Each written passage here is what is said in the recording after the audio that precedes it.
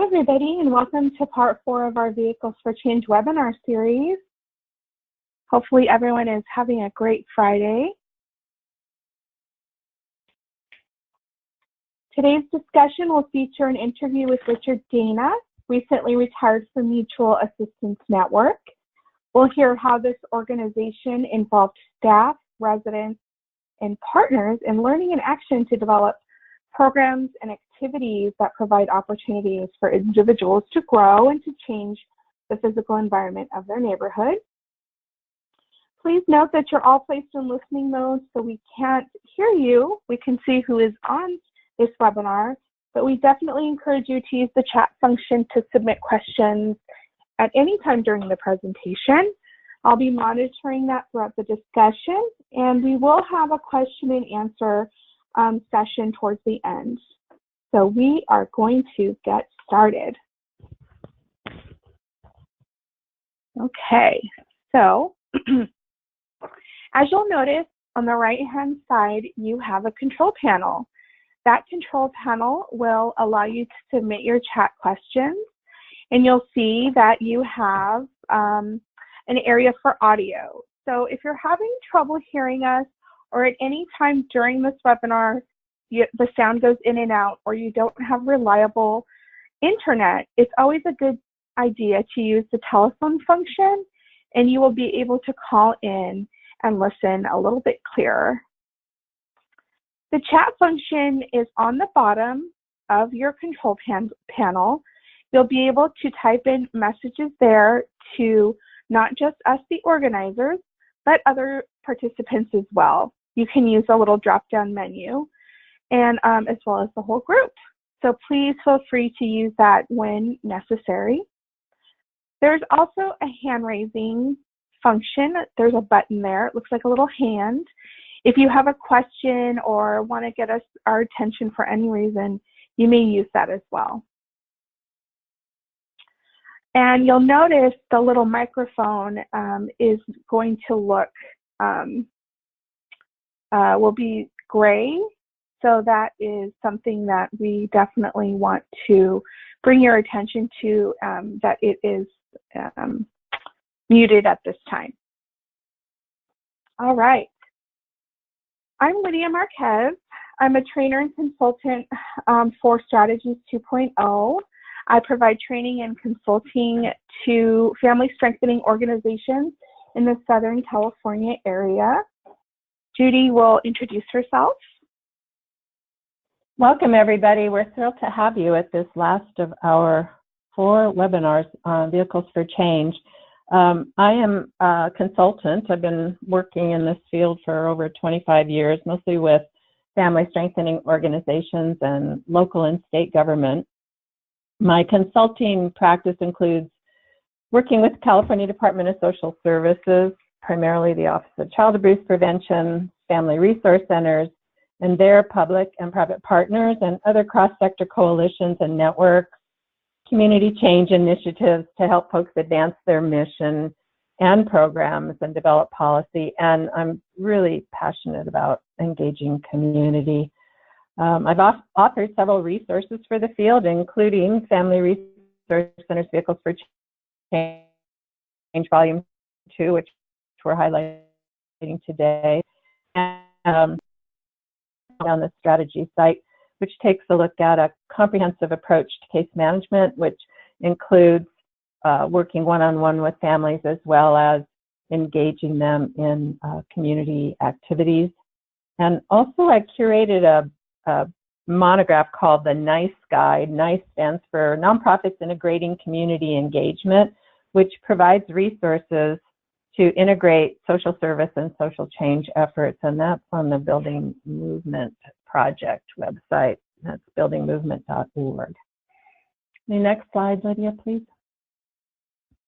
So these webinars are meant to introduce you to a variety of the topics in Vehicles for Change and offer examples of the work and opportunities for you to consider how you might apply them in your own organization from your sphere of influence. And what I mean by that is that we want everyone to consider how you might take something from today, no matter what your position is in your organization or as a partner or a community member or resident, and apply it to your work with families and in your neighborhood or community.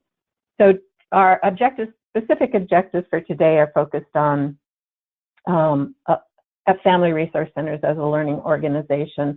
And we'll start out by defining what a learning organization is, and then take some time to look at the framework of appreciative inquiry as an approach to learning, and then give you an opportunity to identify ways that you can utilize that approach in your organization.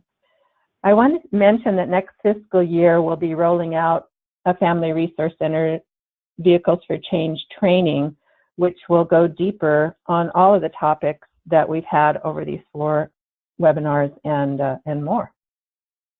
I also want to point out to you that if you open up your sidebar, you'll see that there are 4 handouts there. One is this PowerPoint. Another is a link to the Vehicles for Change Volume 2 monograph. Another is organizational learning self-assessment, which was developed by someone named Stephen Gill, that you can use in your organization to determine the extent to which you have included activities to become a learning organization. And then the 4th one are some questions that you can utilize using the appreciative inquiry approach. I'm not going to go over those handouts in any detail, but I really encourage you to open them up and see if they're applicable to your own organization. So we have a full agenda today as usual, and we're excited to be delivering the 4th and last in this webinar series.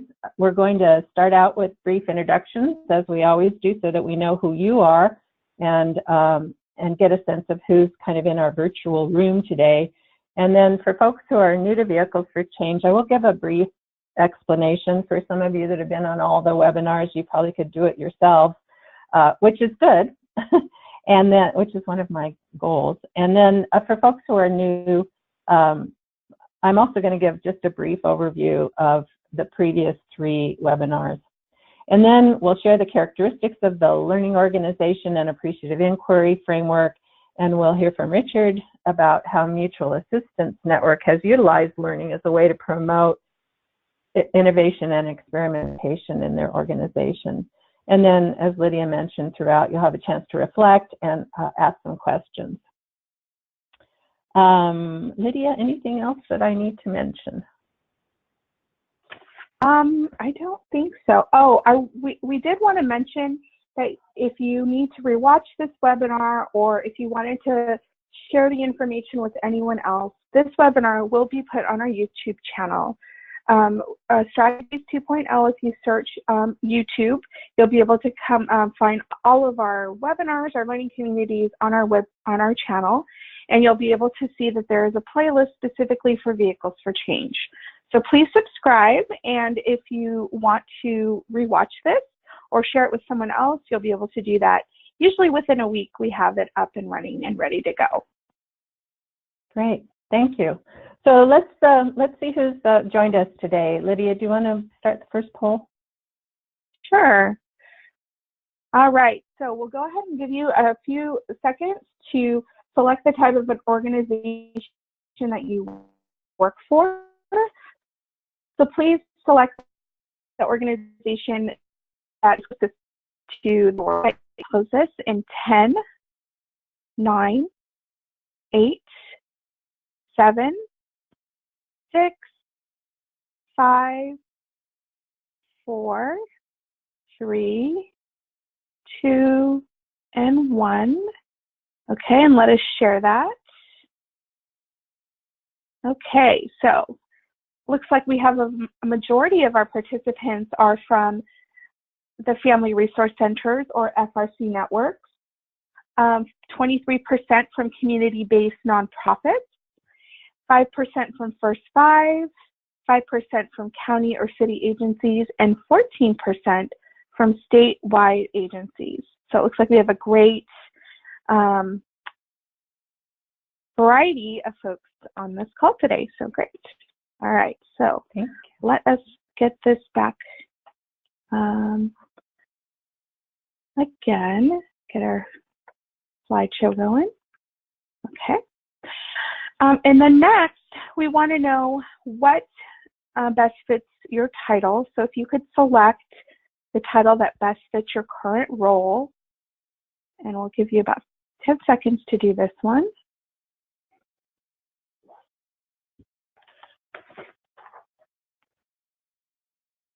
All right, and so we'll give people a little bit more time. I think 10 seconds isn't enough time.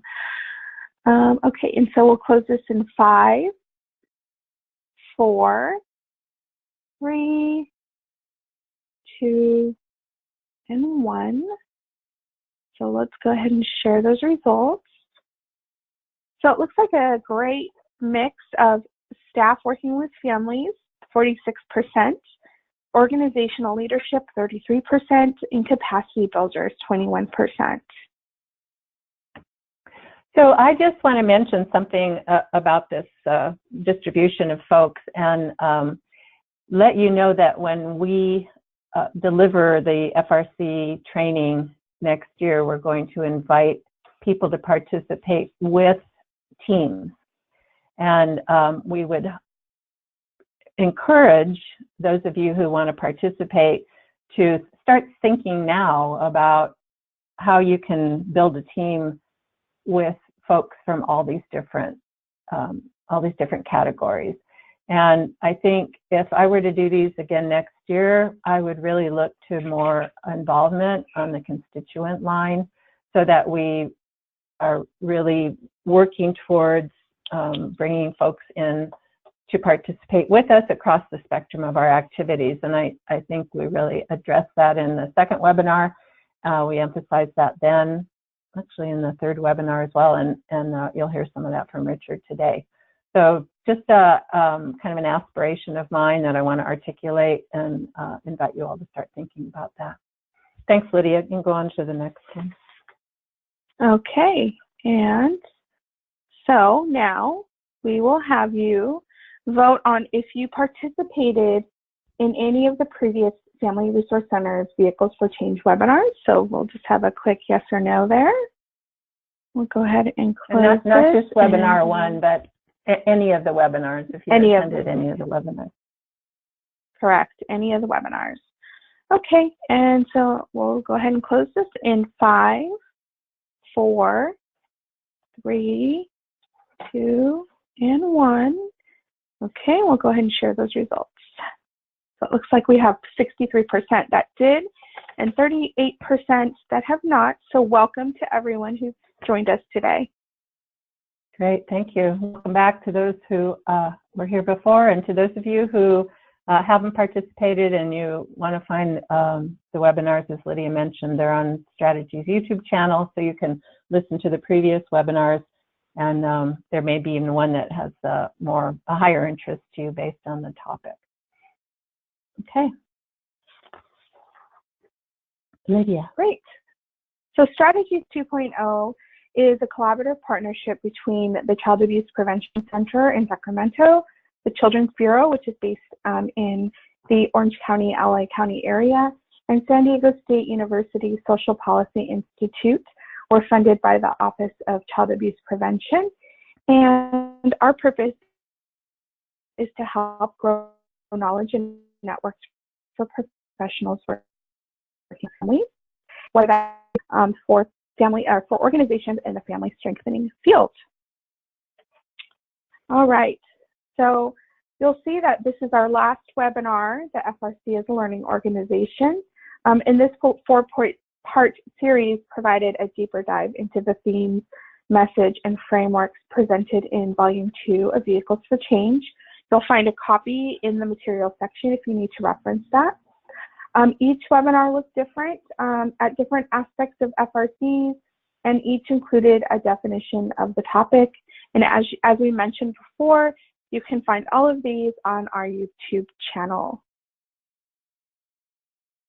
Thank you.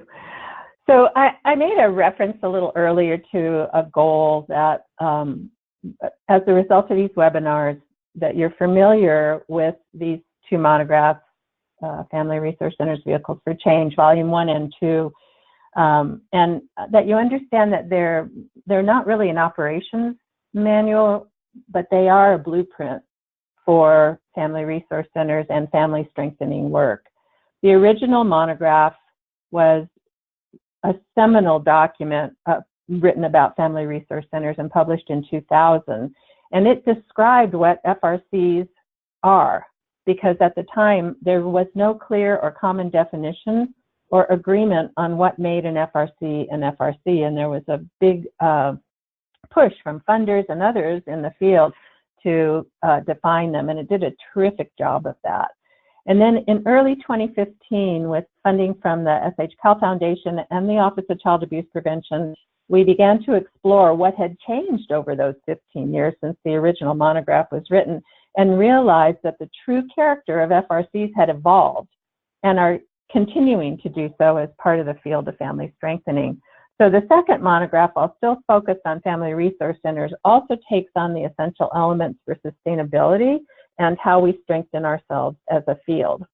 And just so that you know that we conducted focus groups for the second monograph and talked to over 100 people, including funders and partners, parents. We talked to folks from special needs networks, FRC leaders, and we heard how we still were struggling to define ourselves as a field.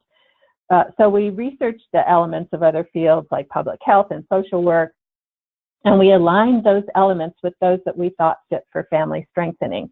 And that's how we came up with the topics of like common purpose, values, practice methods, which are the way we do our work, our leadership, the practitioners, like most of you in this virtual room today with us, and professional development. And so this work has motivated these webinars, and then the FRC training will be more about operationalizing the effects of it.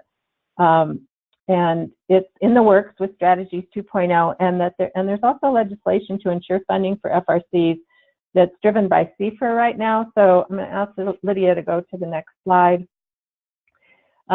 This is information about SB 436. It's kind of a little sidebar to the webinar today, but FRCs are currently not codified in state statute. And that means that they can't be included in legislation. So the first step to get to legislation that could potentially define funding streams for family resource centers is that they become a part of the statute, and that state law defines what family resource centers are. So the California Family Resource Association, or CFRA, is working to this effort to formalize FRCs as a key delivery network of services and as conduits to strengthening families via these family-centered, community-based, and culturally sensitive approaches. So you can go to CFRA's website, which is here, californiafamilyresource.org, and read more about the SB 436 and sign on a letter of support if you're interested in doing so. Okay, back to the topic for today. So if you've attended webinars before, you've seen this particular slide, which reflects those that are in each monograph and does show the evolution of our field. So for example, volume 1 identified the importance of research in best practice. And as we evolved, we built programs on things that we believe best practice and evidence-based, and built programs, activities, and approaches on the results of our understanding of things like trauma, resilience, brain research, and early learning, among others. So in previous webinars, we presented a framework and a topic to offer you a way to look at these elements and the activities in your organizations as you continue to evolve. And so the highlighted lines are those that we have focused on in previous webinars. I'm going to take a moment and just do a brief overview, a brief review of each one of the webinars so that it kind of sparks your thinking and hopefully motivates you to go to the YouTube channel if you missed one of them. Can you go to the next slide, please, Lydia? So webinar 1 was called FRCs as Incubators for Innovation, which is one of the sections in the Volume 2 monograph. So we shared how we've embedded the family support principles into the way we work. Over the years, it has become kind of like our DNA, how we work with families, and now how many also have begun to utilize the protective factors as a way to assess, plan with, and evaluate family progress. So in the webinar, we added to the continuum the social determinants of health to understand the interplay between a person's socioeconomic and environmental circumstances and their health. And we're using this lens to drive us to include civic engagement and a focus on changing conditions in the neighborhood or community that impacts people's lives. And so we also presented this practice method framework that you see here as a tool for you to use to assess where your activities lie and how to expand your daily practice to include civic engagement and community development activities. And in this webinar, we highlighted an organization in Orange County called El Modena Family Resource Center that was an example of an organization that addresses both the interests and needs of the individual in services and classes and support, as well as those in the neighborhood in which they live.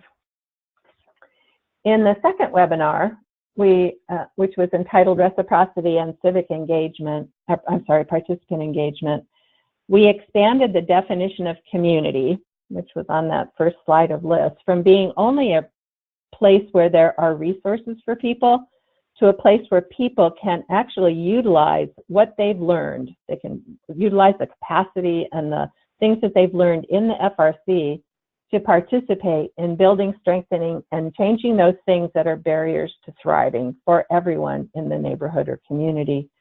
So we shared this model, this continuum of parent voice and engagement to help you assess where you are in providing opportunities for parents and residents to be engaged not only in services but in community activities and events.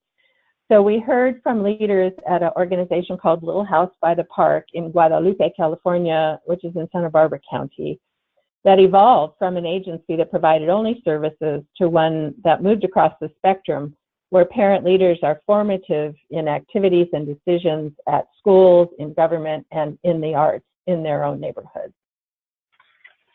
The third webinar we called Community Development FRC Style, and explored asset-based community development as a framework or a model. Many of the things that make FRCs unique include that they collaborate across systems, that they have an understanding of their neighborhood that they serve, and that they elevate family and community voice. So FRCs work from the premise that in order for families to be strong, the structures and systems within the neighborhood or community have to be strong, and they have to be mobilized to create a safe, functional place for people to reside. So this ABCD model, asset-based community development, suggests that community building in a parallel process to family strengthening, in the same way we do our work, starts with the process of locating assets, skills, and capacities of residents and other organizations. And so we looked at this framework from John McKnight and John Kressman, which has held strong since 1993, so over 25 years, and continues to provide a roadmap for many organizations to strengthen their communities. So many of you are already working with families from a strength-based perspective, building on strengths to address challenges and overcome barriers, and so focusing on the problem to partner with parents, families, and youth to solve problems. So ABCD, like I said, is a parallel process to family strengthening. We interviewed Cece Pinheiro from the Special Parents Information Network, which is an early start family resource center in Santa Cruz County. So we try to get a real broad-based spectrum of organizations so that, potentially you see yourself in some of these examples. So throughout the series, we tried to answer the question, what is an FRC? And many of you already practice the things that we've described here and have said in your evaluations that you'll experiment and take action from some of the things that you've learned. When we roll out the Family Resource Center training, it will be organized around these elements of what is a Family Resource Center. So let's go on to today's topic, which is about learning organizations. So in the past webinars, we've made the case that family resource centers and other family strengthening organizations have a dual role, and one of them is to provide services, and the other is to address issues that cause the need for the services in the first place. So in order to do that, we need to understand how things work or operate in the way they do, and that's an essential part of making systems or social change. So learning is an important phase of any cycle of transformation or change, which involves setting aside designated time and place for staff, board members, volunteers, and constituents to learn about and reflect upon the work of the organization and to gather information about the question at hand. There's a belief that everybody has something to contribute, no matter who they are or where they or how they participate, and that the value of multiple perspectives just expands the picture that you can make of what's happening around you in the landscape that you're in.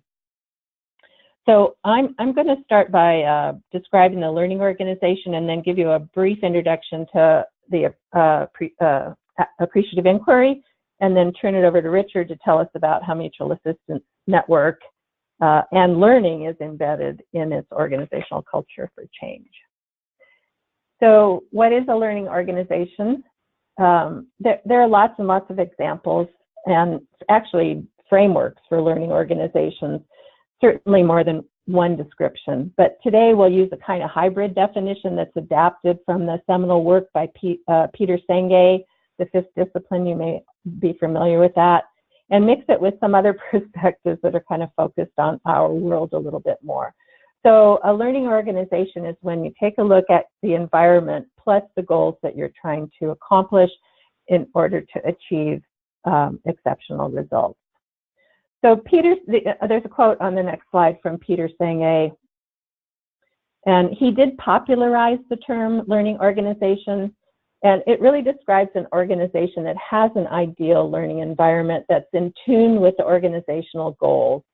And this is a place where people continually expand their capacity to create results, where new and expansive patterns of thinking are nurtured, and collective aspiration is set free.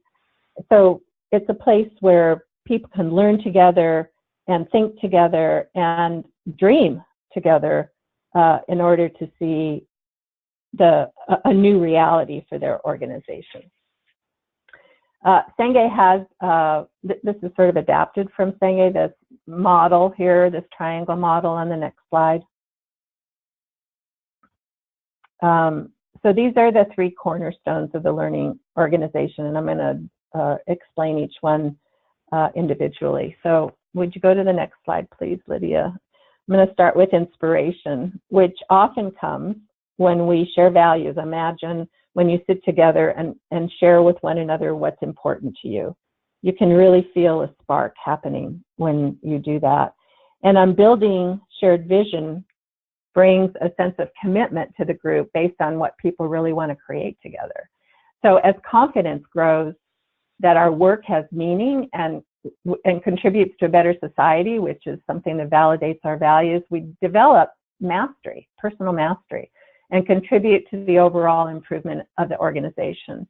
So as we become confident that our work has meaning, we know that we can make contributions. So learning organizations provide a space and structure to develop their own capacity to have deep conversations and influence change. And as I'm making some of these points, I'd like you to kind of put them in the back of your mind, because when Richard talks about what happened at Mutual Assistance Network, you'll hear some of these things referred to. I don't know if he's going to use the exact same language, but the concepts are the same. So this is deeper than teamwork and different than training. Teamwork is usually focused on one task, getting something done together. This really builds on the belief that, as I said, everybody has something to contribute, and isn't about training that's didactic.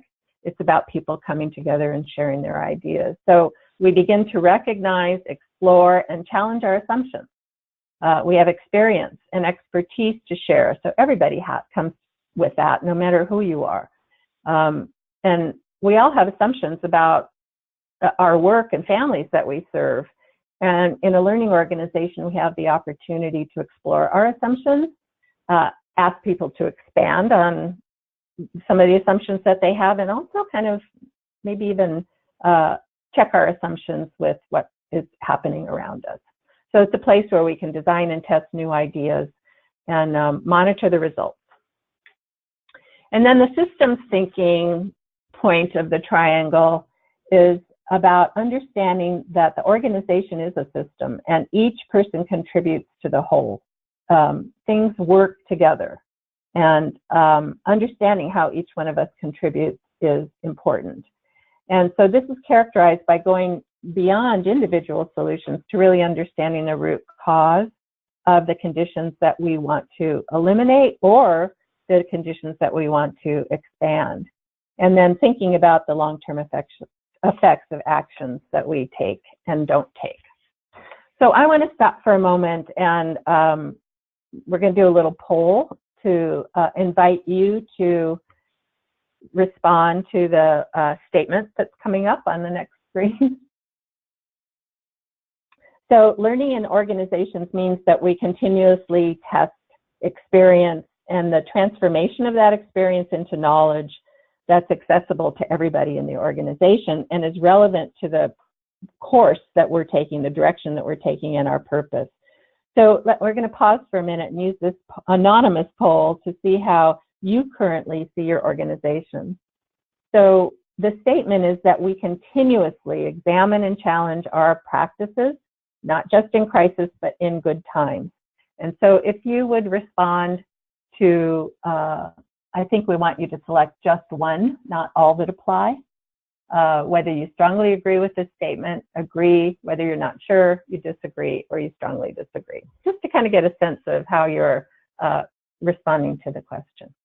Lydia, do you want to help us get through the? Yeah. So we're going to close this in just 5 more seconds. So 5, 4, 3, 2, and 1. All right. So let's look at this together. Looks like 50% agree, 35% strongly agree, 12% aren't sure, and 8% disagree. So we have no strongly disagrees. So it actually looks like 85% of you agree or strongly agree with this statement, and that you are continuously examining and challenging your practices, and not just in crisis, but in good times. And I think that's really great news for our field, to be creative in this way. Thank you. We'll have a chance to do a couple more of these as we move through the webinar. So let's take a look at what it takes to be a learning organization. So an essential part of organizational change is learning why things happen the way they do and opening up to new ideas, thinking about the implication of these ideas for the organization's work. So a learning organization makes reflection, feedback, and sharing of knowledge part of the way it functions on a day-to-day basis. And the information becomes knowledge to improve the work environment, improve performance, work processes, and to achieve long-term goals. So learn, I said before, where one person is a subject matter expert, and it often produces new knowledge. So for the benefit of the organization as a whole and not always just for a program. People are encouraged to ask challenging questions, try out new ideas, and come back and talk about what happened, rather than talking about what went wrong. So again, you can see there's a parallel process to the way we work with families.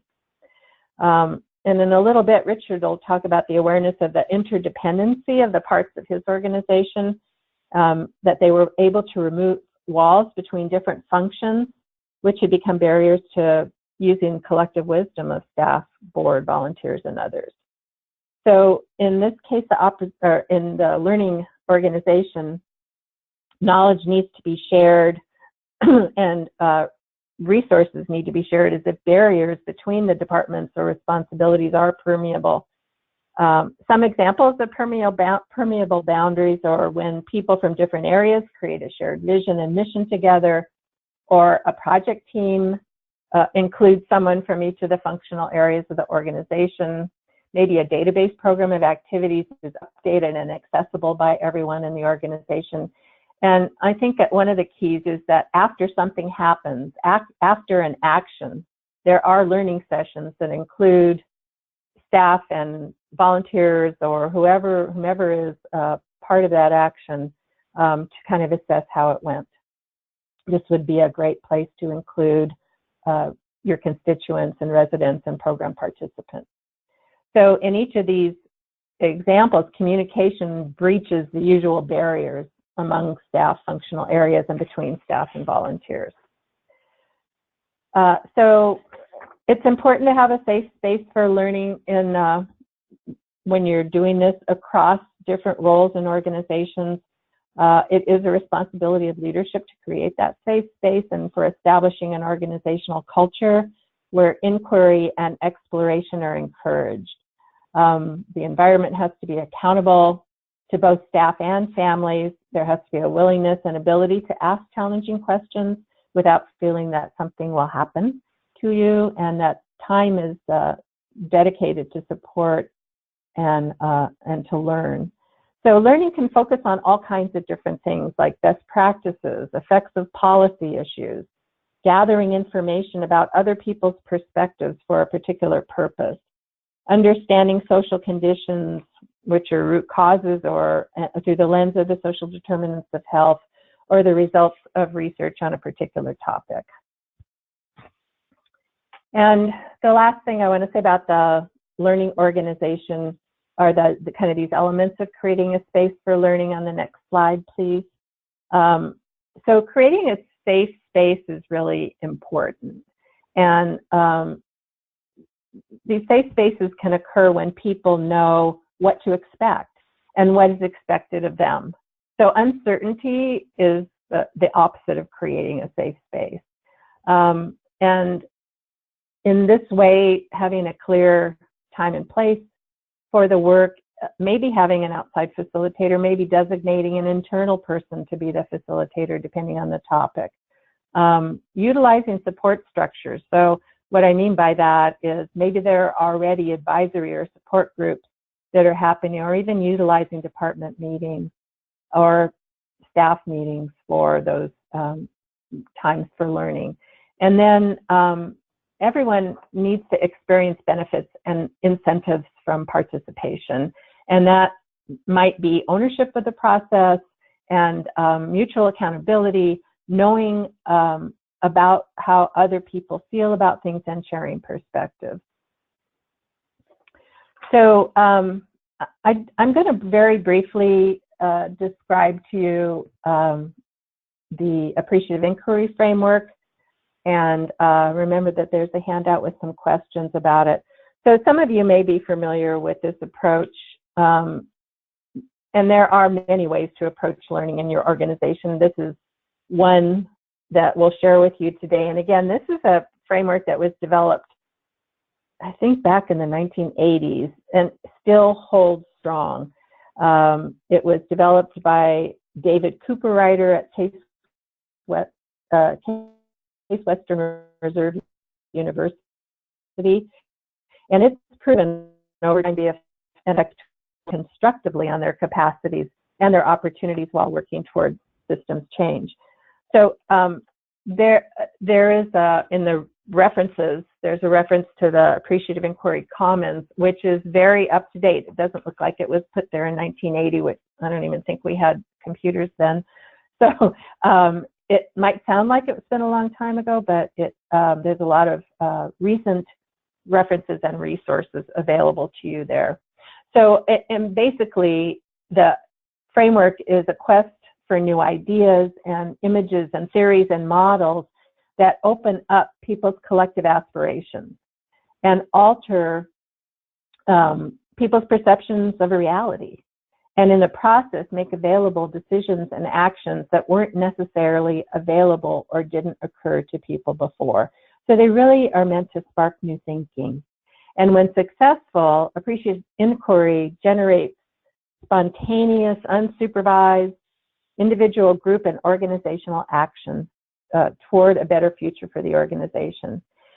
Research has suggested that when appreciative inquiry is transformational, it has two qualities. One is that it leads to new ideas, and the other is that it leads to people choosing new actions. So in both cases, it's very creative and opens up new ways of doing things today.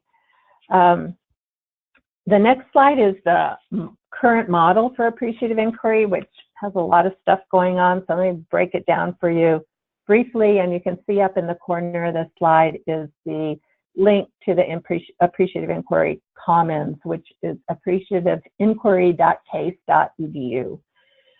So if you're going to use this model somewhere, I ask you that you use it only with the citation, as it is part of Case Western University. So, and again, as you listen to this, or keep these things in mind as you listen to Richard, who I'm going to turn this over to in just a minute. So the first box is to define, and this is defining what's the topic of the inquiry. It's important to define the overall focus of the inquiry. Definition is used to clarify the area of work that you're going to consider, and it defines the project's purpose, its content, what needs to be achieved. So in this phase, the guiding question is, what topic do we want to focus on together? And again, that could be practice, it could be programming, it could be messaging, advocacy, constituent engagement, or whatever it is that is kind of floating around in your organization, things that you've said, gee, you know, what if we really need to take a look at this? And the second stage is discovery, and this is what they call appreciating the best of what is. It's based on a dialogue as a way of finding out what works, and it sort of rediscovers and looks to the history of the organization or community's past successes, strengths, and periods of excellence. And again, in a way, it is a parallel process to what we call the strength-based approach, really, building on the strengths that exist. The third stage is the dream stage, imagining what could be. Imagining uses past achievements and successes identified in the discovery phase to imagine new possibilities and envision a preferred future. It allows people to identify their dreams for a community or an organization, having discovered what is best.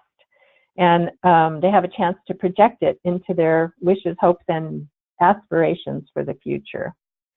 The design phase is determining what should be. So now we've got all these ideas. Design brings together the stories from discovery with the imagination and creativity from the dream stage. And AI calls it bringing the best of what is together with what might be to create what should be. So the best of what is together with what might be to create what should be or what the ideal is. And then the last stage is destiny or delivery, and this is creating what will be. So the fifth stage identifies how the design will be delivered and how it's embedded into the groups, into communities, into organizations. And so they used to call it delivery, but as you can tell, more aspirational, and so the term destiny is more prevalent in their work now. So again, we want to take a minute and do a little check-in with all of you and ask you to reflect on a question that you can type your responses to in the chat box. And the question is, what is a topic that you're exploring in your organization, neighborhood, or community? So if you can be concise in your response, we'll choose a few of them as we go, and you can all watch the chat box populating and see other responses. So I'm going to pause for a minute and let you take a few minutes and type into the chat box, if you will, what is a topic that you're exploring in your organization, neighborhood, or community? So thank you, Connie. Connie Cobain from Riverside put that one of the topics they're exploring is resiliency. Thanks, Connie. So you may be applying for funding in a new area or finding that your organization is serving a different population, how to use social media more effectively. You have supporting collaborative planning from Michael, thank you.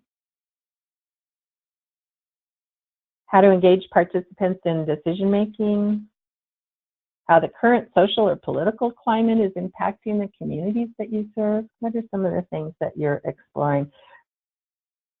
So we'll remind you that 85% of you said that you were focused on this kind of learning, and we're just really curious about what it is that. So Nayeli shared special education advocacy for parents. Lori Schumacher, local capacity building. Kaylee Mark, do our services meet the needs of our changing community demographics? That's a great question. Colette says board and client involvement in planning.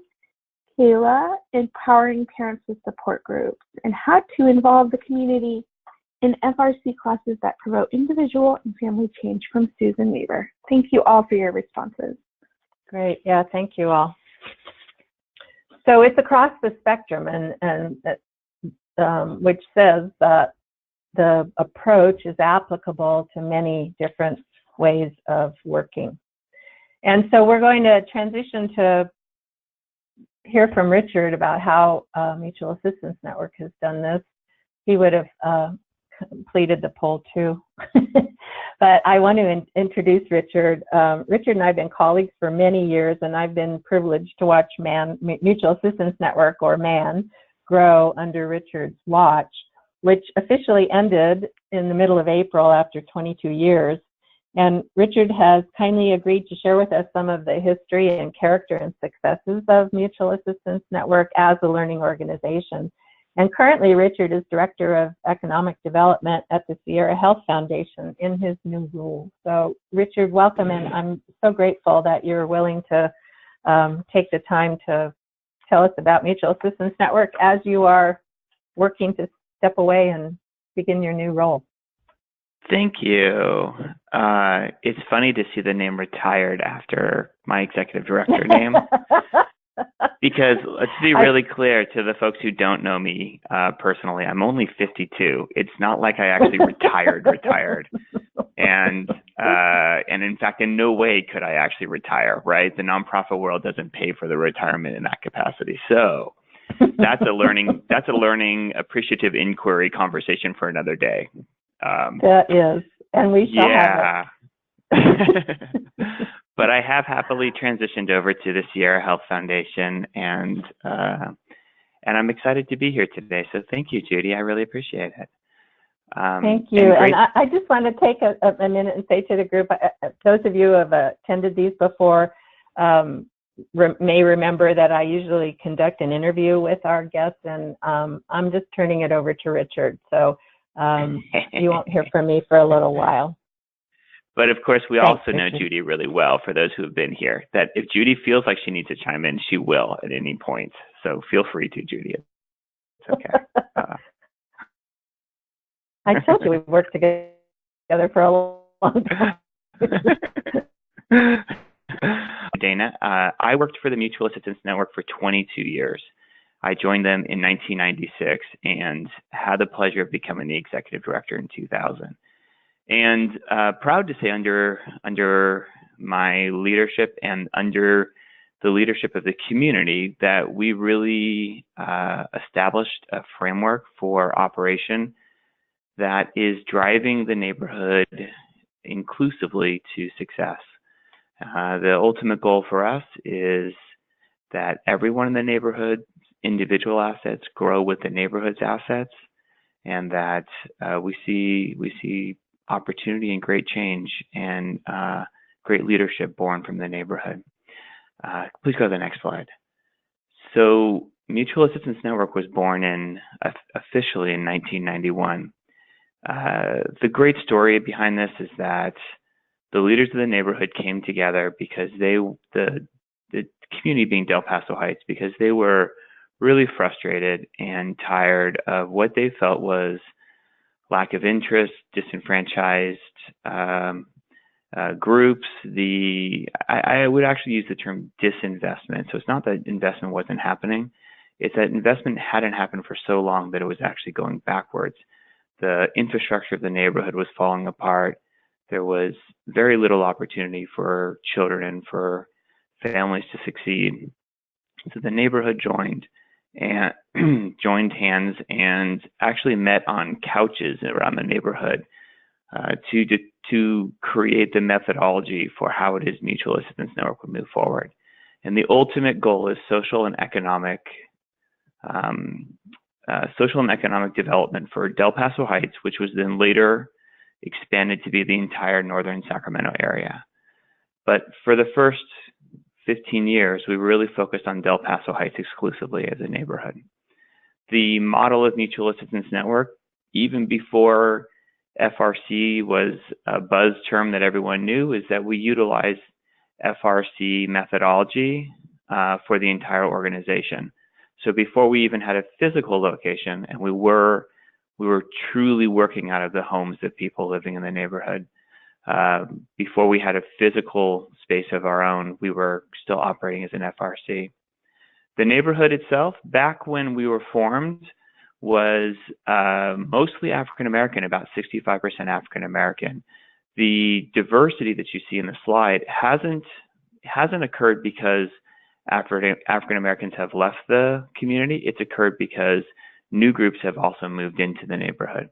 So you can see in the slide the diversity of the neighborhood today. And what's not on there is that we've seen income go up from, I believe it was at about 19,000, close to 20,000 per family back in 2000, up to 37,000 annually this year. Next slide, please. And some of the other data that's important to recognize is that our schools have really struggled. So while we've seen some great changes in terms of poverty levels, and one thing I didn't mention is crime, we've seen crime reduced 45% since 2008. What we're really struggling with is to now build our schools and to make sure the schools are in a place to really push the neighborhood forward and the kids forward. So Mutual Assistance Network looks at social and economic development as being a broad scope of many items that have to occur simultaneously in order for those two features to successfully happen. And so when you hear me talk today, what you're going to hear is me pulling a whole bunch of different items, because in the end, in order for social and economic development to occur, the community on a whole has to be functioning correctly. Next slide, please. So I mentioned how we started. What happened is that for the first several years, as a smaller organization, we really attracted dollars that would help us hire staff to be on the ground in the neighborhood. So that meant a lot of direct service contracts and a lot of crisis intervention work. That, in turn, did some great stuff. We hired a lot of community members, did a lot of training, did a lot of one-on-one work, a lot of great. But what typically occurred is that with every success, we'd see a lot of the families leave the neighborhood. Leave the neighborhood because they didn't have ties there, because there wasn't a social network structure for them, or they didn't feel the neighborhood was a place that their kids could grow up and succeed. So as they shifted, or as they improved their personal lives, they would leave. So in 2005, we took a massive step backwards, and we recognized that what we were doing, while individually successful, was not actually hitting the root cause of what was going on and not changing the neighborhood. So the physical environment and the actual neighborhood itself was still creating problems for people, and we needed to make a change. So we took a really comprehensive and intentional look at what strengths exist in strong neighborhoods. We know money is there, we know that they're economically successful, but why do people want to live there? What attributes exist inside these neighborhoods that were pushing families to move there, families that used to be in Del Paso Heights? So we started to recognize several of the social components and several of the network components that were in place that we needed to instill, and looking at safe environments. And what I mean by safe environments isn't just a safe room for people to meet in, but it's actually having very active and social community centers. It's having safe streets. It's having schools that parents and children want to walk onto. Neighborhoods where the neighbors themselves are watching out for each other, and so on. And an influence of leadership, an opportunity for individuals in the neighborhood to not just volunteer at organizations like Mutual Assistance Network, but actually to take a leadership role in establishing and running activities, programs, classes, maybe join boards, maybe take an active role in coaching teams, but be that active leader in the neighborhood. So if you look at the slide that's in front of you, no, go back. There you go. Thank you. What we established was a framework, a philosophy of change that we believed over the long haul, and this is really important because this isn't about changing a neighborhood in 1 year, 2 year, or 5 years. This is a 15-year model. We recognize that in every single neighborhood, strong or struggling, there are moments of crisis for families. Obviously, the difference in struggling neighborhoods is that those crises, often isolated crisis for individuals, can push a family over the edge and into a place in which they are struggling long-term, maybe tailspin out of control. In strong neighborhoods, typically social environments are already in place, and so the residents are able to reach out to friends, social groups, and be able to solve that crisis. We recognize that doesn't exist in Del Paso Heights, so we created a crisis intervention model that allows for families to become stable. And I'll give you an example of my own personal life, and that's that my 18-year-old son, who's a senior in high school, his car, this just happened on Tuesday this week. He's driving on the freeway, his tire blew out on the freeway. He pulled over, called me. I happened to be at work, so I couldn't actually reach out to him. I texted him the number of a couple of our friends. He texted those guys and called them, and 2 of them came out to help him, and actually just because he needed to put the spare on, so he was able to have somebody come out and help him immediately. But that's because we have a social environment that's been created, that those folks, we all know each other, and we're real quick to jump out and help. So Mutual Assistance Network creates this crisis intervention model that then allows for families to move into a stable but not thriving environment. That's when all of the attributes that you see in strong neighborhoods come into play. So youth sports, family meetings, yoga classes, Zumba classes, education classes, those all then become part of what people can take advantage of when they're in stable environments. Obviously, if they're in an unstable environment, they can't take advantage of it in a positive way. We want this to be a positive experience. So by creating a stable environment, people then can begin to sometimes intentionally and sometimes unintentionally advance their lives forward.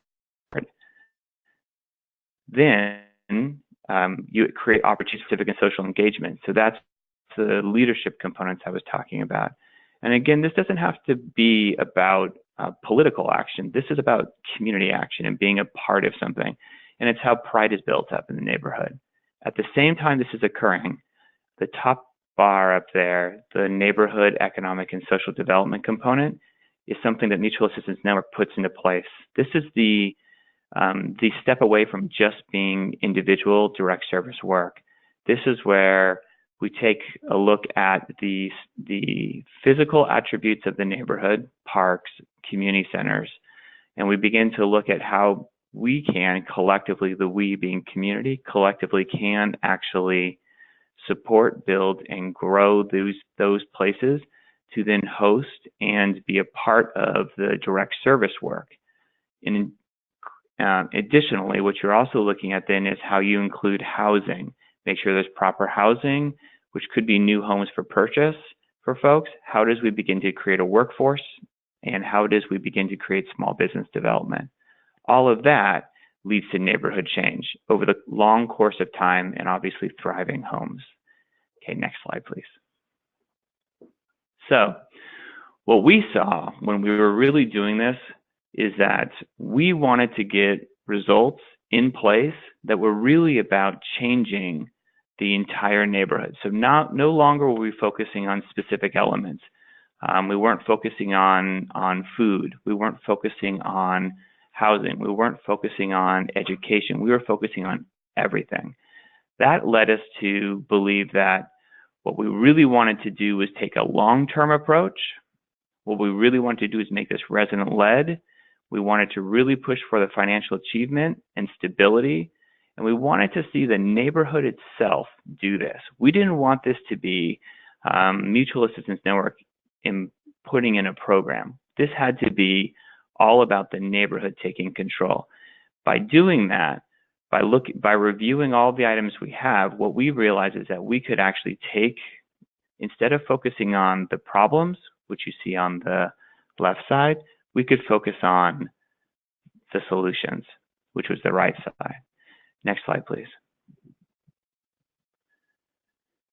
So we began to implement programs and activities that combined all active actions together in one, as opposed to separating out our programs. So as an example of this, we currently have the College and Sports Academy. This combines local youth sports, so it's a social component, and mentoring component, and health component. It includes baseball, basketball, soccer, cheer. We have youth football. We also have summer camp and day camp activities for kids. We are very determined that nothing is for free in our neighborhood. So to get all of that, it's a nominal price of $100 a year. People can pay monthly and do pay monthly, so you're talking less than $10 a month for all services. It's not about the amount, it's about the idea that people have to commit to being a part of something. Inside of that year-round program, we create a direct service component, which includes working closely with families who are struggling. We have community members that are working inside this program. They identify residents that are having unfortunate issues occurring in their house. It could be from very intense domestic violence, alcoholism, drug use, etc., to maybe not as intense yet, but could become really big problem, income issues and other stresses that if they go to the next step would become potentially the items I just mentioned previously. So we have direct service component. We have the social engagement component. It's people coming together at all times that are sitting in the bleachers, communicating, and parents getting to know each other. And through that mechanism, you start to have things like residents backing up each other, getting to know each other about teachers and about homework, or more importantly, and this is a quote coming from a resident. Now you have a crazy van driving down the road. Before, people would just shut their blinds. Now they're all on the phone texting each other saying, "Hey, are you watching this? Where are the kids?" And that's a different element in a neighborhood. That's a strong neighborhood component. We want social connection. We make sure residents are hired to be the leaders of these programs. Youth, high school youth are sometimes stipend, sometimes hourly paid. So for example, during our summer camps, youth are hired to be summer camp employees, and they receive workforce training, job training, and life skill training to prepare themselves for the next step. This is an example of a program that combines all elements together in order to make sure that the neighborhood's larger philosophical push towards social and economic development can be combined into one. Next slide, please. To do all this, took a massive condition for change in our agency. The reality is that moving from just direct service to a neighborhood influence approach was challenging for many people, and actually challenging for a lot of our partners, because we were asking people to step out of their box and move to something a little bit different. So we started doing this by really making sure that we were identifying the attributes of a strong neighborhood, and that people felt very comfortable within those attributes. In other words, understood what they meant, understood how hard it would be to get there, but what the prize was at the end. We really looked at neighborhood strengths and stopped focusing on the problems. We wanted to implement solution-based activities as opposed to problem-based responses. What I mean by that is, for example, College and Sports Academy, instead of focusing on the gang issues in a neighborhood, we actually just simply implemented what we saw happening in stronger neighborhoods and said, we want to have a youth sports component that has all of these different elements in it. And resident driven. Again, this has to be, if it's bought into the neighborhood and your staff recognize that it's bought into the neighborhood, it takes away from the pull of how do I work with people? How do I connect with people? And by driving that strength-based component, it's giving people the positive component of working together, not the negative. Next slide, please. So to get to this point, we worked with, well, literally everybody. So it was youth, it was adults, and we did a lot of focus groups and one-on-one meetings and surveys. We did some cool stuff with cameras, because it's 2005, so everyone wasn't using their cell phone camera back then. Where folks would go out and take photos of all of the things that they were seeing in the neighborhood, and then we'd ask them to go to other neighborhoods and take photos of other neighborhoods so they could see the difference between, hey, our park looks like this. Why does their park look like this? Their park has a bathroom. Our park doesn't have a bathroom. And start to recognize the differences that are going on between neighborhoods. We brought in professionals who were already invested in Del Paso Heights and or had an interest in being invested in Del Paso Heights, because we didn't want to exclude people from outside the neighborhood. This wasn't about excluding them, but we want to make sure that the neighborhood itself was driving the work. And we brought in our elected officials, because policy will, and I'll mention this later on, policy really does drive a lot of our change, because what we wanted to do was use policy to actually push things forward and use it to its fullest degree, instead of ignoring it and or just shrugging our shoulders and getting frustrated by it. Next slide, please. So to do this, to get to this place, we really push for the full participation of everybody. So this is a big, big deal inside of the workforce and inside of our agency. We use a circular management philosophy, which sounds really fancy, but what it really means is that everybody in management has an understanding of what's happening across all activities and across all departments. And through comprehensive communication, if a question comes up about one thing, the answer can be given around what is supposed to be happening. That doesn't mean that all managers supervise all staff, but it means that they have enough knowledge to be able to support the work and help direct when necessary, both philosophically and in practical details. And that's really, really important, because that's the shared vision component that without that, the neighborhood all actually have the same drive to move forward on. We also internally identified very specific outcomes that then we share openly with everybody. So crime was reduced by 45%, as I mentioned. Crime is a specific outcome for us. Housing is a specific outcome for us. Economic income is, family income is a specific outcome for us. And obviously academics, because you saw that earlier. Those are some of the very specific identified outcomes that we have that are long-term. And short-term, we identify classes and activities that can lead to those outcomes, and how it is that we identify what those indicators will be inside there. We also look at physical results. You heard me talk about pictures. Well, when you look at the neighborhood then to now, you start to see real changes, and that people are in the right place. And this is really important because we wanted to make sure that our leadership wasn't just Mutual Assistance Network. It was actually the residents who are connected to us, are on boards, are on in public places and on committees that have the ability to influence political push and policy shift and or utilization so that we can correctly hit the right places and get the right results. Next slide, please.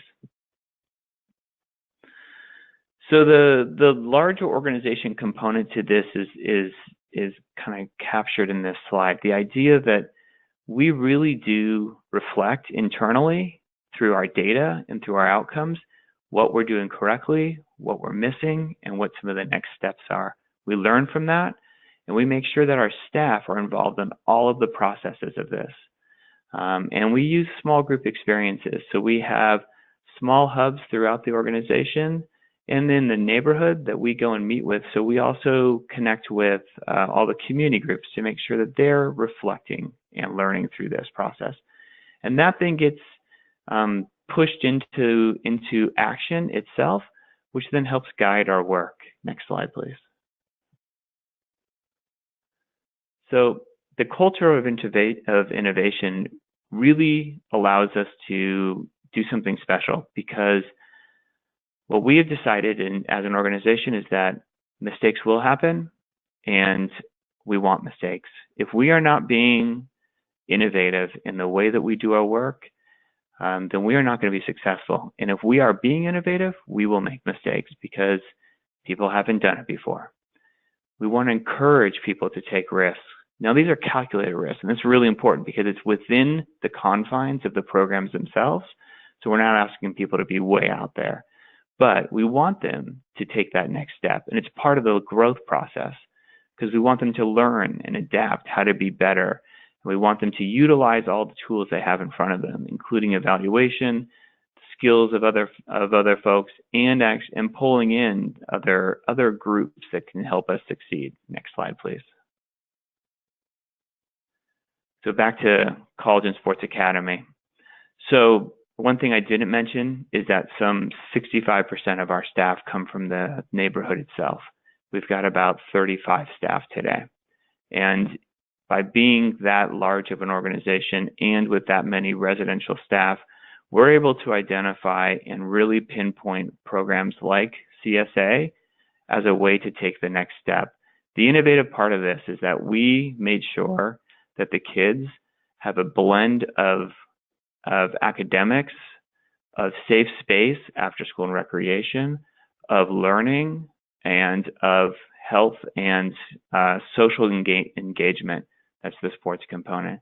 This was the brainstorm of our residents, and today the main coordinator for it, Mervyn Brookins, he's a youth leader in the neighborhood, and he is a staff of Mutual Assistance Network, and he's driven it to the next place. Next slide, please. In creating this culture of innovation, what we really look to is to make sure that our bigger work is really finding its home inside of Del Paso Heights. So what you're looking at is a picture of some homes that we're building. We've got 171 houses that we're building currently with 2 different developers in Del Paso Heights. So here's a case of Del Paso Heights and should own homes, and that their own personal assets should grow with the neighborhoods. To do this, we brought in outside experts, the 2 developers. That would be John Griffin, who owns Del Paso Homes, and Mark Weiss, who operates a nonprofit development company named Pacific Housing. Both of them combined are building the houses. We hired locally to make sure that we have residents that are doing multiple functions in the construction process. That's both in construction and also outside construction. So landscaping, security, cleaning, because you actually have to clean the houses right after they're built. We also have a resident that does homeownership workshops, that recruits for homeownership workshops, and makes sure that the residents themselves then are lined up for home purchases. And about, I think it's so far we are 120 homes in of the 171 that we've built and sold. And so far we're at about 80%, just above 80% that have been sold to residents in the neighborhood. That includes affordable pricing as well, that allows for folks to get down payment assistance through federal assistance programs.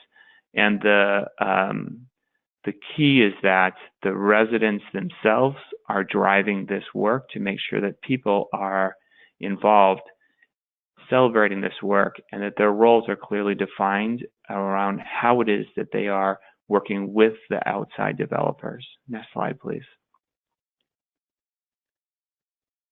So just to capture one of the components of this, and what you're looking at is some slides that show, one is of a sports complex that we are going to be building in Del Paso Heights. That sports complex will be able to house 3 baseball fields with soccer fields inside. It will allow for the youth sports program, CSA, to actually operate there. And in addition, we will have regional tournaments that come in on a weekly basis, weekly basis on the weekends. The reason for the tournaments is because it will self-sustain the program itself, so that we won't have to go out and seek funding anymore for it. It also will create huge business opportunities and new job opportunities in the neighborhood. So this is one of our dream moments. We looked at all the data, we looked at all the evaluation, what was going on about our neighborhood, and we recognized we had some space. So why not use it to actually build this and create a reason for people to come into our neighborhood on a weekly basis and spend their money.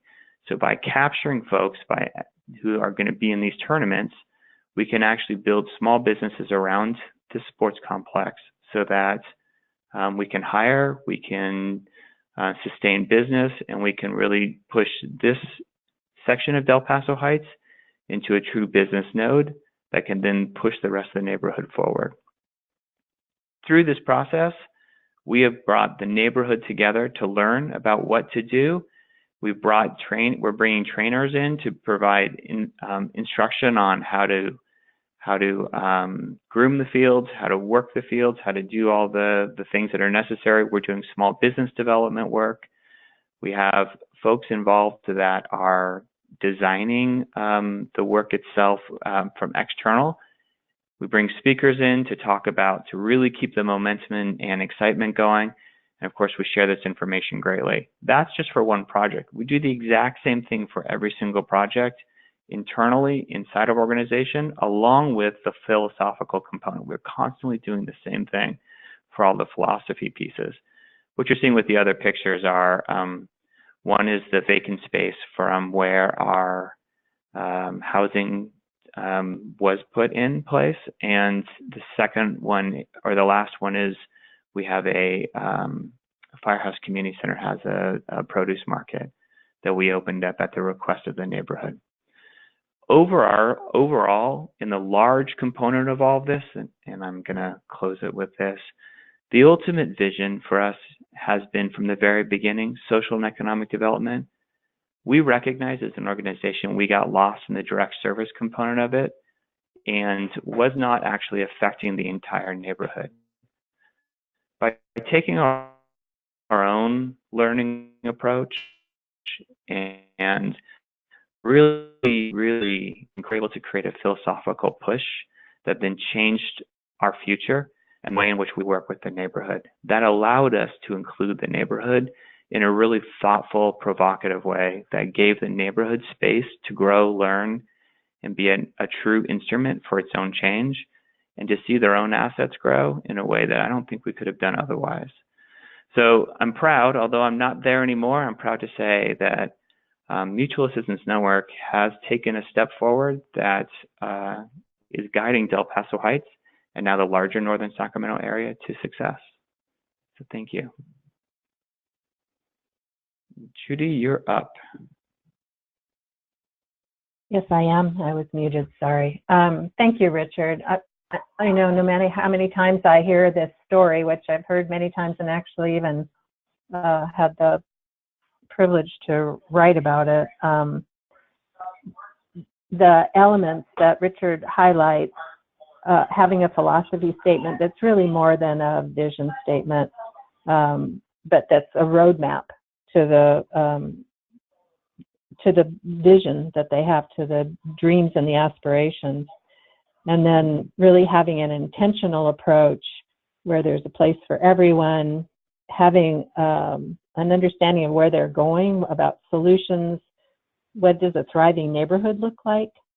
And rather than focusing on what they don't have or what the problems are, how to build solutions to get to that thriving neighborhood, and then including staff and residents along the way.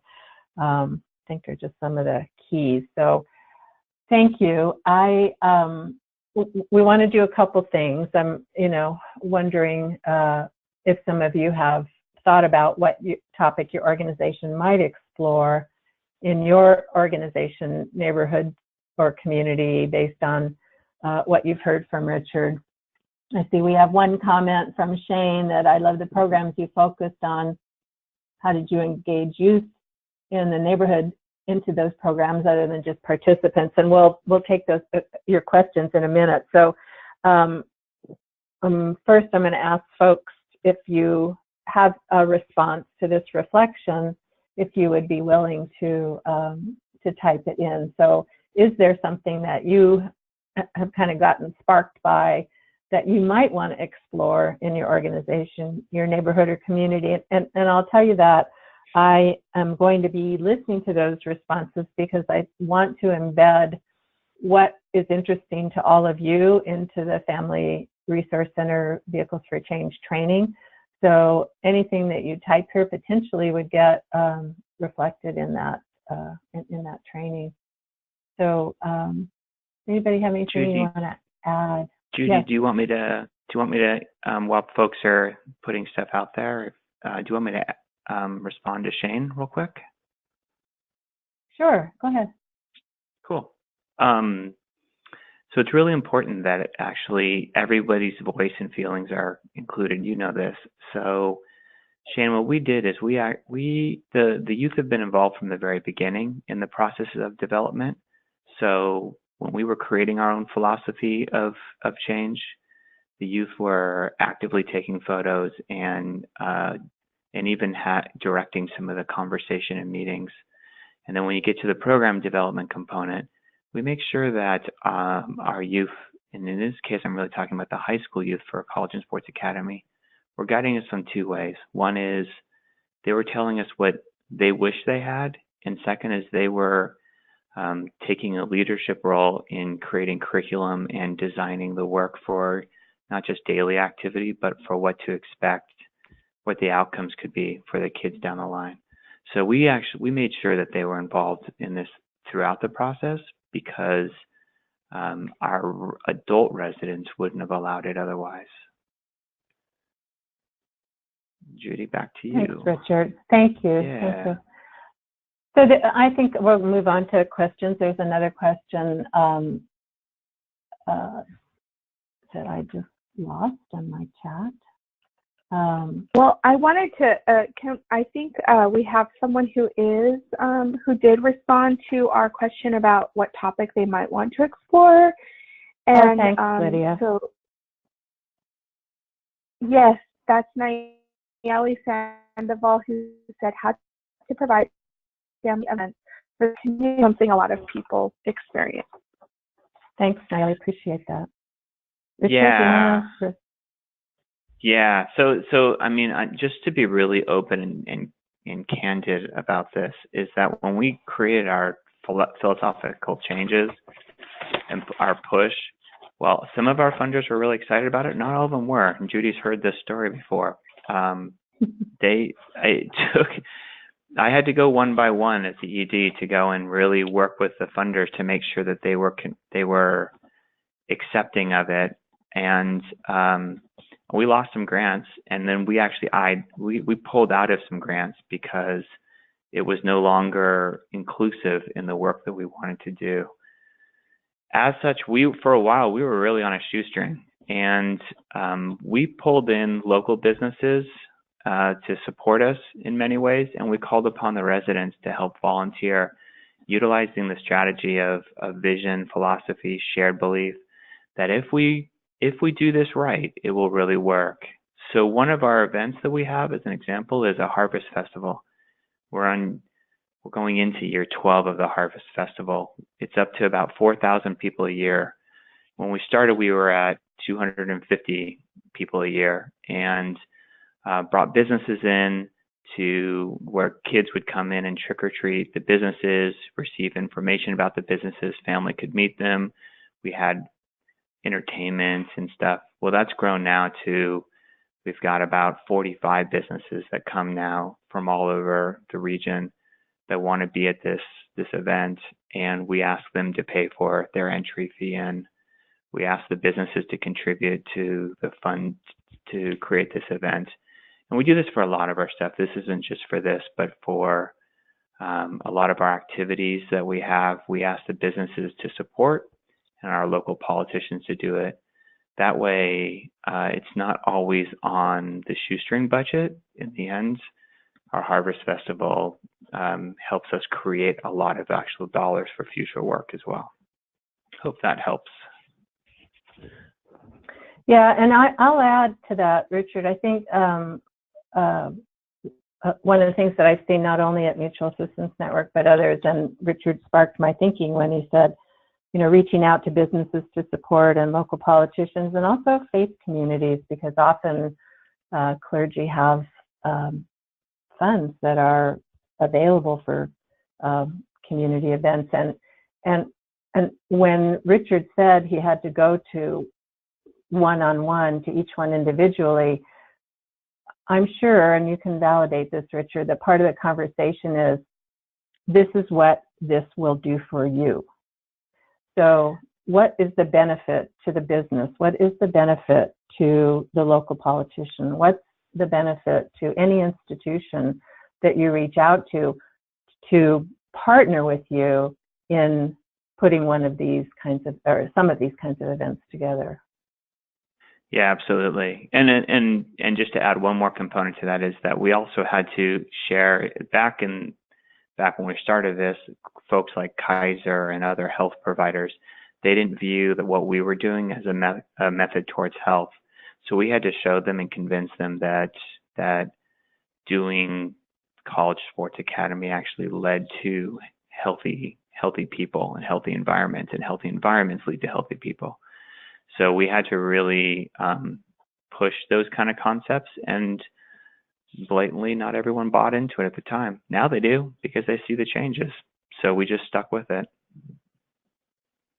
Well, and again, I think we use the lexicon of social determinants of health now more readily than when you got started, Richard. And I don't think it's as hard to convince people that healthy environments lead to healthier people. I mean, there's so much evidence now that shows that. So some of these arguments, or I won't say arguments, some of these conversations have foundational pieces to them that already exist. And I just want to say that we talked about social determinants of health in the first webinar, and we'll highlight those as a method to get to these kinds of conversations and have a reason for doing your work that's environmental and focused on community health, neighborhood health, as opposed from just individual solutions to a broader environmental discussion. Then you have more people who can participate. You are 100% correct. And yes, you're right. A lot of those barriers and walls have been broken down now in terms of the funders and all of that. I think that there's always new barriers and new walls. So there's always challenges. And unfortunately, the biggest one, to go back to the original question, is that shoestring budgets still exist. So you have to find ways to support the the work you're doing outside of just the typical funding streams, I believe. Mm-hmm. Yeah. So everyone, it's 1:30, which is the end of our webinar here. Richard, I'm always so grateful to you, and I know that you're going to take all of these ideas and approaches and theories and beliefs to your new work, and I think your whole county is going to benefit from it, and then maybe beyond. So look forward to hearing from you and working with you again, and all of you who participated with us, to see you in our trainings where we're really going to go a lot deeper in all of these topics. Lydia, let me just, if you go to the next slide really quickly, I just want to mention that we have some references for you here. Stephen Gill is the gentleman that wrote the assessment that you have in the handouts, and this book is a really practical resource with lots of examples on learning communities, and it makes the case that nonprofits need to be learning intentionally every day. The second one is Peter Senge, which is that seminal work on learning organizations, and if you search for him, you'll find lots of resources and videos and papers on the topic. The applications for appreciative inquiry is that appreciative inquiry commons that I mentioned. The leadership and the learning organization, there's a typo, I'm sorry, is an up-to-date resources with definitions and knowledge management models and tools that help shape learning organizations. And the last one is from the Building Movement Project, which I mentioned earlier, which is from their series called 5% Shifts.